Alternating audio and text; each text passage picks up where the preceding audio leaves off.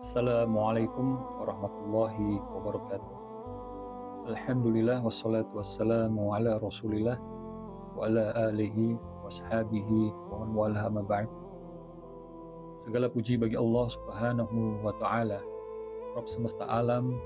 Salawat dan salam semoga tercurahkan pada Nabi yang paling mulia, penutup para rasul, teladan dan penyejuk mata kita, yaitu Nabi Muhammad bin Abdullah sallallahu alaihi wasallam, juga kepada keluarga beliau, para sahabat beliau, serta semua orang yang berjalan di atas petunjuk beliau sampai hari kiamat kelak.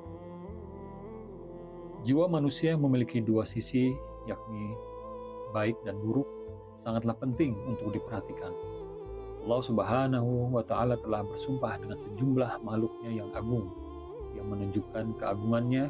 Allah Subhanahu wa taala berfirman dalam surat Asy-Syam, "Wa nafsi wa ma sawwaha wa alhamaha fujuraha wa taqwaha qad aflaha man zakkaha qad khaba man dassaha." Dan jiwa serta penyempurnaannya ciptaannya, maka Allah mengilhamkan kepada jiwa itu jalan kefasikan dan ketakwaannya. Sesungguhnya beruntunglah orang yang menyucikan jiwa itu, dan sesungguhnya merugilah orang yang mengotorinya. Allah Subhanahu wa taala berfirman sebagaimana ayat di atas, qad aflaha man zakkaha. Sesungguhnya beruntunglah orang yang menyucikan jiwa itu. Makna asal kata az-zakat adalah bertambahnya kebaikan, sehingga yang dimaksud dengan ayat tersebut adalah bahwa siapa saja yang berusaha untuk menyucikan, memperbaiki dan mengisi jiwa dengan memperbanyak amal ketaatan dan kebaikan, serta menjauhi segala keburukan, maka pasti dia akan beruntung. Bagaimana Allah berfirman, qad khaba man dassaha, dan sesungguhnya merugilah orang yang mengotorinya. Makna asal kata tatsiyah adalah menutupi. Orang yang bermaksiat artinya dia telah menutupi jiwanya yang mulia dengan melakukan berbagai macam dosa, menguburnya dengan berbagai hal yang rendah dan hina, menghancurkan dan merusaknya dengan melakukan berbagai hal yang tercela, sehingga jiwanya pun menjadi jiwa yang rendah dan hina. Sehingga dengan hal itu, jiwa tersebut berhak mendapatkan kesengsaraan dan kerugian di akhirat. Oleh karena pentingnya penyucian jiwa tersebut, maka setiap muslim yang ingin memperbaiki diri wajib memperhatikannya dengan sungguh-sungguh, memaksa jiwanya untuk mewujudkan tujuan yang terpuji ini dalam kehidupannya, sehingga dia beruntung di dunia dan di akhirat, serta menikmati kebahagiaan yang hakiki. Sesungguhnya, jiwa seorang muslim memiliki hak sebagaimana sabda Nabi Shallallahu Alaihi Wasallam, "Wa inna linnafsika 'alaika haqqan." Sesungguhnya jiwamu memiliki hak atas dirimu. Sungguh keliru orang yang menyangka bahwa hak jiwa tersebut adalah dengan bersikap keras kepadanya dan menghalanginya dari fitrah yang telah ditetapkan oleh Allah Subhanahu wa taala. Sebagaimana juga keliru orang yang menyangka bahwa hak jiwa tersebut adalah dengan meremehkan dan abai memperbaiki serta membiarkannya tenggelam dalam syahwat. Sangatlah jauh dari kebenaran. Penyucian jiwa bukanlah semacam itu. Bahkan penyucian jiwa itu adalah dengan menempuh jalan-jalan syariat, dengan sikap pertengahan, tanpa disertai sikap berlebih-lebihan dan sikap meremehkan. Akan tetapi penyucian jiwa itu adalah dengan berpegang teguh dengan petunjuk Rasulullah Shallallahu Alaihi Wasallam dan jalannya yang lurus.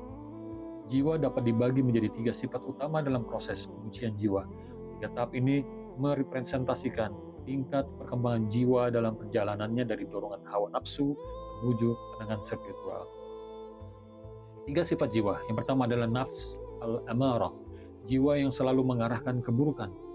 Sifat jiwa ini cenderung mengikuti dorongan hawa nafsu dan syahwat tanpa kontrol, sehingga mudah melakukan perbuatan yang dilarang.